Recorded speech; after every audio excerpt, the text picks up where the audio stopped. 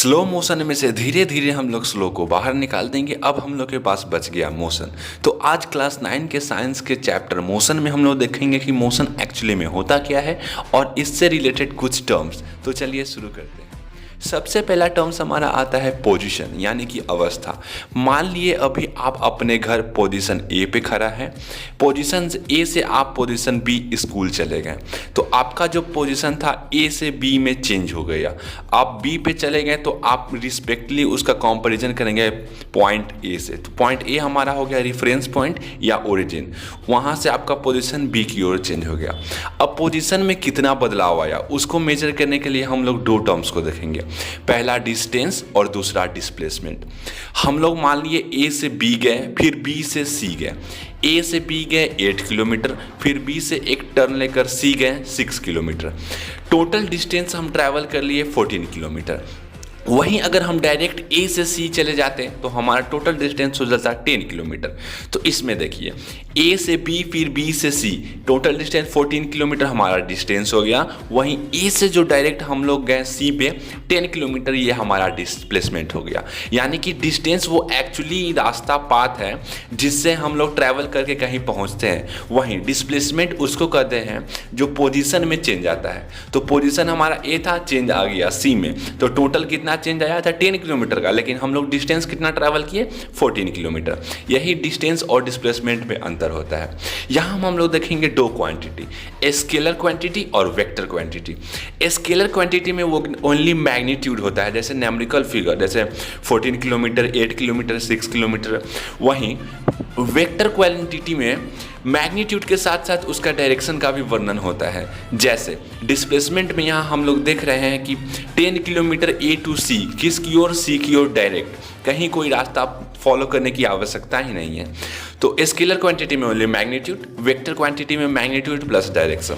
तो यहाँ से हम लोग को ये पता चलता है कि डिस्टेंस हमारा स्केलर क्वांटिटी हो गया, वहीं डिस्प्लेसमेंट हमारा वेक्टर क्वांटिटी हो गया। और डिस्टेंस और डिस्प्लेसमेंट दोनों का ऐसा यूनिट मीटर होता है जिसको हम एम से रिप्रेजेंट करते हैं।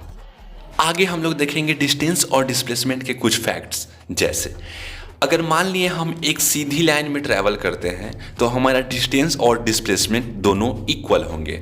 अगर हम कोई एक जगह से चलना शुरू करते हैं और कुछ दूर चलने के बाद फिर हम वापस उसी जगह पे चले आते हैं तो हमारा डिस्टेंस तो कुछ ट्रैवल हो गया, लेकिन हमारा डिस्प्लेसमेंट 0 हो जाएगा। डिस्प्लेसमेंट हमेशा डिस्टेंस से छोटा होता है। डिस्प्लेसमेंट पॉजिटिव भी हो सकता है, निगेटिव भी हो सकता है और 0 भी हो सकता है। तो चलिए, वास्तव में हम लोग का पोजीशन में बदलाव आ गया। हम लोग पहले ए थे, फिर बी पे चले गए, फिर बी से सी पे चले गए। तो क्या हम लोग मोशन में हैं या रेस्ट में हैं, इसको जानने के लिए हम लोग एग्जांपल लेंगे। मोशन और रेस्ट दोनों फ्रीली होता है, रिलेटिव टर्म से हम लोग कंपैरिजन करते हैं। जैसे आप एक कार में, लग्जरियस कार में मूव कर रहे हैं, अगर आप कंपेयर करेंगे अपने बॉडी को कार से तो आप रेस्ट में हैं, क्योंकि कार के साथ साथ आप खुद भी चल रहे हैं तो आपको अंदर प्रतीत नहीं होगा कि आप मोशन में हैं। वहीं अगर आप बाहर विंडो से देखेंगे तो आपको लगेगा पेड़ पौधा सभी चीज़ रोड मूव कर रही है। अगर बाहर से कंपेरिजन करने पर लगेगा कि आप मोशन में हैं। तो इसको कह सकते हैं कि मोशन और रेस्ट रिलेटिव टर्म्स है, यानी कि दोनों एक दूसरे के ऊपर डिपेंड रहते हैं कि हम लोग कंपेरिजन किससे कर रहे हैं। वहीं अगर हम लोग कार से कंपैरिजन किए मूविंग कार में बैठकर तो हम लोग रेस्ट में हैं। वहीं अगर आउटडोर कंपैरिजन किए तो हम लोग मोशन में हैं। हम लोग अगर किसी ऑब्जेक्ट को दूसरे चीज़ से कंपैरिजन करके मोशन में पाते हैं, जैसे हम लोग लग्जरियस कार में अंदर बैठे हुए थे और बाहर की दुनिया से अगर कंपैरिजन किए तो हम लोग खुद को मोशन में पाए, तो ये कैसा मोशन है? तो एक्चुअली मोशन दो प्रकार के हो सकते हैं। जैसे पहला यूनिफॉर्म मोशन, यानी कि इसमें इक्वल टाइम इंटरवल में इक्वल डिस्टेंस कवर होगा। जैसे 5 सेकेंड अगर हम टाइम इंटरवल लेते हैं तो 5 सेकेंड में 10 मीटर, फिर नेक्स्ट 5 सेकेंड में 10 मीटर, ऐसा ही हर एक 5 सेकेंड में 10-10 मीटर बढ़ते जाएगा। ये हमारा यूनिफॉर्म मोशन हो गया। इसके एग्जाम्पल हो सकते हैं जैसे स्ट्रेट लाइन में हाईवे पर अगर हम कार चलाते हैं तो वहाँ ट्रैफिक नहीं रहता है, एकदम फ्री रहता है, हम लोग फ्रीली यूनिफॉर्म मोशन में मूव करते हैं। दूसरा हमारा आता है नॉन यूनिफॉर्म मोशन। इसमें इक्वल टाइम इंटरवल में अनइक्वल डिस्टेंस ट्रैवल होता है। जैसे 5 सेकेंड में हम लोग अगर 10 मीटर चले, फिर नेक्स्ट 5 सेकेंड में 5 मीटर, फिर उसके अगला 5 सेकेंड में 3 मीटर, यानी कि टाइम इंटरवल हमारा फिक्स है 5 सेकेंड, लेकिन डिस्टेंस हमारा फ्लक्चुएट अलग अलग आ रहा है। तो ये एग्जांपल हो गया नॉन यूनिफॉर्म मोशन का। तो इसके एग्जांपल में एक और हम लोग देख सकते हैं, अगर हम लोग ट्रैफिक में फंस जाते हैं तो हमारी गाड़ी की स्पीड कभी ज़्यादा हो जाती है, कभी कम हो जाती है। तो ये नॉन यूनिफॉर्म का एग्जाम्पल हो गया। किसी ऑब्जेक्ट को अगर हम दूसरे ऑब्जेक्ट से कंपेयर करके मोशन में पाते हैं तो अब हम लोग उसका रेट ऑफ मोशन जानने के लिए उत्सुक हो जाते हैं। रेट ऑफ मोशन का मतलब हुआ कि वह कितने समय में कितनी दूरी को ट्रैवल कर रहा है। तो इसको निकालने के लिए हम लोग देखेंगे कुछ टर्म्स, जैसे कि स्पीड। तो स्पीड हमको बताता है कोई ऑब्जेक्ट अगर मोशन में है तो उसके द्वारा कितना समय में कितना दूरी ट्रैवल किया जा रहा है। स्पीड निकालने का फॉर्मूला होता है speed equal to distance upon time. Distance का ऐसा यूनिट होता है मीटर और टाइम का ऐसा यूनिट होता है सेकेंड। तो हमारा स्पीड का ऐसा यूनिट हो गया मीटर पर सेकेंड। यहाँ पे हम लोग जानते हैं कि डिस्टेंस एक स्केलर क्वांटिटी है, यानी कि इसमें ओनली मैग्नीट्यूड है। तो इसी तरह स्पीड भी एक स्केलर क्वांटिटी हो गया। किसी ऑब्जेक्ट का स्पीड पॉजिटिव हो सकता है, जीरो भी हो सकता है, लेकिन स्पीड कभी भी निगेटिव नहीं हो सकता है। अब हम लोग देखेंगे स्पीड के कुछ टाइप्स। तो पहला हो गया हमारा यूनिफॉर्म स्पीड, यानी कि एक यूनिफॉर्म और फिक्स्ड गति से हम लोग मूव कर रहे हैं। जैसे अगर 5 किलोमीटर प्रति घंटा, तो हमारा all over the journey speed 5 kilometre प्रति घंटा ही होगा, वो न घटेगा और न बढ़ेगा। दूसरा हमारा आता है नॉन यूनिफॉर्म स्पीड। इसमें हमारे बॉडी का स्पीड कभी ज़्यादा हो जाएगा, कभी कम हो जाएगा, यानी कि सेम थ्रू आउट पूरा जर्नी में एक जैसा नहीं रहेगा। तीसरा हमारा आता है एवरेज स्पीड, यानी कि टोटल जो हमारा जर्नी है जिसमें हम टोटल दूरी तय किए हैं उसमें कितना समय लगा है। जैसे स्टार्ट किए तो हमारा स्पीड कुछ और था, खत्म किए जर्नी तो हमारा स्पीड कुछ और था। तो इसको हम लोग एवरेज में निकाल लेंगे। एवरेज स्पीड का फॉर्मूला होता है total distance travel upon total time taken. चौथा हमारा आ जाता है इंस्टेंटेनियस स्पीड, यानी कि पूरे जर्नी में अगर हम कोई एग्जैक्ट पॉइंट का स्पीड फाइंड करते हैं तो वो इंस्टेंटेनियस स्पीड कहलाता है। जैसे अगर हम जर्नी में 5 मिनट 5 सेकेंड पर गाड़ी का या कोई ऑब्जेक्ट का स्पीड फाइंड करेंगे तो वो हमारा इंस्टेंटेनियस स्पीड कहलाएगा। स्पीड एक स्केलर क्वांटिटी हो गया, यानी कि इसमें ओनली मैग्नीट्यूड है, जैसे न्यूमेरिकल वैल्यू, इसमें डायरेक्शन का पता नहीं चल पा रहा है। तो अब हम लोग देखेंगे स्पीड विथ डायरेक्शन, जिसको हम लोग वेलोसिटी कहते हैं। तो इसमें स्पीड के साथ साथ डायरेक्शन भी ऐड हो गया। तो ठीक उसी प्रकार यहाँ डिस्टेंस की जगह डिस्प्लेसमेंट ऐड हो जाएगा, यानी कि वेलोसिटी का फॉर्मूला हमारा हो गया velocity equal to displacement upon time. इसका भी ऐसा यूनिट मीटर पर सेकेंड ही होता है। डिस्प्लेसमेंट गया एक वेक्टर क्वांटिटी, तो हमारा वेलोसिटी भी वेक्टर क्वांटिटी हो गया, यानी कि यह मैग्नीट्यूड के साथ साथ उसका डायरेक्शन भी बताएगा। यह भी मेनली 4 प्रकार का होता है। पहला होता है यूनिफॉर्म वेलोसिटी, यानी कि एक fix displacement fix time interval में ट्रैवल करते हैं। दूसरा होता है नॉन यूनिफॉर्म वेलोसिटी, यानी कि टाइम इंटरवल सेम रहता है, डिस्प्लेसमेंट कभी ज़्यादा कभी कम।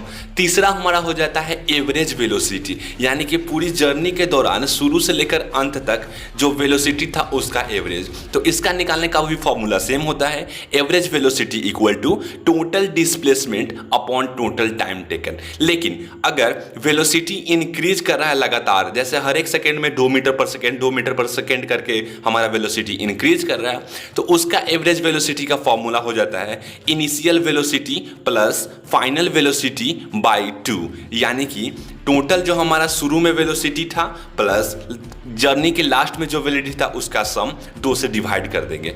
चौथा होता है इंस्टेंटेनियस वेलोसिटी, यानी कि कोई एक फिक्स्ड जगह पर या कोई फिक्स्ड टाइम पर अगर हम कोई मूविंग बॉडी का वेलोसिटी फाइंड करते हैं तो वो इंस्टेंटेनियस वेलोसिटी कहलाता है। जैसे हम कोई जगह से मूव कर रहे हैं और एग्जैक्ट उसी जगह पे हमको चाहिए कि हमारे बॉडी का मूविंग बॉडी का वेलोसिटी कितना है, अगर हमको पता हो जाता है वो 5 मीटर पर सेकेंड, तो वो हो जाता है इंस्टेंटेनियस वेलोसिटी। अब हम लोग यहाँ पे वेलोसिटी को देख चुके हैं कि वेलोसिटी क्या होता है। अगर हम लोग मान लिए कहीं मार्केट जाते हैं अपने कार से या बाइक से, तो हर जगह ट्रैफिक सेम नहीं होता है। हम लोग अपना वेलोसिटी कभी इंक्रीज करते हैं तो कभी डिक्रीज भी करते हैं। तो यहाँ पे हमारे वेलोसिटी में चेंज होता है। तो इस चेंज इन वेलोसिटी का रेट क्या है, जिसको हम लोग डिनोट करेंगे एक्सेलरेशन से। तो एक्सेलरेशन हमको बताता है कि कोई फिक्स टाइम में वेलोसिटी में कितने रेट से चेंज किया गया। तो एक्सेलरेशन निकालने का फॉर्मूला होता है acceleration equal to change in velocity upon change in time, यानी कि एक्सेलरेशन इक्वल टू वेलोसिटी में क्या बदलाव हुआ, तो final velocity minus initial velocity. तो फाइनल वेलोसिटी की आप लोग हम v से रिप्रेजेंट करेंगे और माइनस इनिशियल वेलोसिटी को u से रिप्रेजेंट करेंगे, अपॉन टाइम को t से रिप्रेजेंट करेंगे। तो acceleration equal to v minus u upon t। यहाँ पे हमारा वेलोसिटी जो है उसका SI यूनिट हो गया मीटर पर सेकेंड और टाइम का SI यूनिट हो गया सेकेंड। तो एक्सेलरेशन का SI यूनिट हो जाएगा metre per second square. Acceleration भी एक स्केलर नहीं बल्कि वेक्टर क्वांटिटी है, क्योंकि इसमें भी मैग्नीट्यूड के साथ साथ डायरेक्शन है। कोई व्यक्ति की स्पीड अगर लगातार बढ़ रही है एक फिक्स रेशियो में तो वो एक्सेलरेशन पॉजिटिव कहलाएगा। वहीं अगर हम 10 किलोमीटर प्रति घंटा से जा रहे हैं, हमारा स्पीड हर एक घंटा में 1 किलोमीटर प्रति घंटा घट रहा है, तो वो निगेटिव एक्सेलरेशन कहलाएगा। और एक्सेलरेशन जीरो भी हो सकता है जब हम एक फिक्स्ड वेलोसिटी से मूव करेंगे तब। इसके भी दो प्रकार देख सकते हैं, जैसे यूनिफॉर्म एक्सेलरेशन और non uniform acceleration. Uniform acceleration का मतलब हो गया कोई भी टाइम इंटरवल में फिक्स रेट से चेंज हो रहा है वेलोसिटी में, जैसे हर एक घंटा में हम लोग 2 किलोमीटर प्रति घंटा वेलोसिटी में चेंज कर रहे हैं। लेकिन नॉन यूनिफॉर्म एक्सेलरेशन का मतलब हो गया कोई भी टाइम इंटरवल में अनइक्वल रेट से चेंज हो रहा है, जैसे अगले एक घंटा में 5 किलोमीटर, फिर अगले एक घंटा में 2 किलोमीटर, यानी कि फिक्स्ड नहीं होता है। अब हम लोग नेक्स्ट सेगमेंट में देखेंगे ग्राफिकल रिप्रेजेंटेशन ऑफ मोशन, यानी कि ग्राफ पेपर पे मोशन को कैसे रिप्रेजेंट किया जाता है। सबसे पहला हमारा हो जाएगा डिस्टेंस टाइम ग्राफ। इसमें हम लोग एक्स एक्सिस को टाइम से रिप्रेजेंट करेंगे और वाई एक्सिस को डिस्टेंस से रिप्रेजेंट करेंगे। अगर इसका ग्राफ हम लोग का एक स्लोप में स्ट्रेट लाइन आता है तो इसका मतलब हुआ यूनिफॉर्म मोशन का ग्राफ है। इसमें अगर हम लोग स्पीड निकालना चाहेंगे तो एक स्लोप से निकाल सकते हैं। जैसे अभी आप अपने स्क्रीन पर देख पा रहे हैं ये ग्राफ, इसमें A और B है, इसमें सबसे ज्यादा स्लोप A का है और B का स्लोप कम है, तो इसमें स्पीड किसका ज्यादा हुआ, डेफिनेटली A का। दूसरा में अगर उसका ग्राफ एक कर्व लाइन में आता है और ऊपर की ओर पॉजिटिव डायरेक्शन में आता है तो इसका मतलब हुआ वो नॉन यूनिफॉर्म मोशन है और उसमें उसकी स्पीड कुछ बढ़ रही है। अगर उसका ग्राफ कर्व में ही आता है और डाउनवर्ड निगेटिव में आता है तो इसका मतलब हुआ कि स्पीड कुछ हद से घट रही है, वो भी नॉन यूनिफॉर्म मोशन ही है।